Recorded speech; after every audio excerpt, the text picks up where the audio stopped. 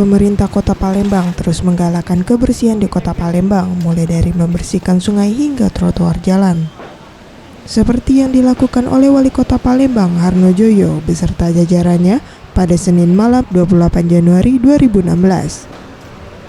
Dalam kegiatan ini, para petugas membersihkan sampah yang ada di saluran air sepanjang Jalan Sudirman, Palembang, agar tidak banjir saat musim hujan dan dipilihnya waktu malam karena saat malam jalan tidak terlalu ramai, sehingga tidak mengganggu lalu lintas. Harno Joyo yang ditemui dalam kegiatan ini mengatakan, dengan adanya petugas yang diterjunkan, masyarakat dapat menyadari untuk tidak membuang sampah sembarangan demi kepentingan bersama. Nah, saat ini kita bersihkan. Nah, mudah-mudahan kalau kita membersihkannya malam hari, ya masyarakat di sini punya kepedulian, untuk tidak membuang lagi sampah sembarangan di sungai.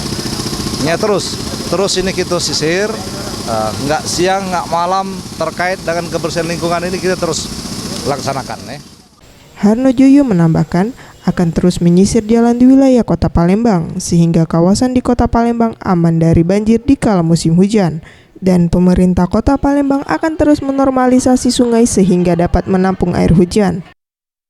Gusti Putu Sumertayasa, Sriwijaya TV.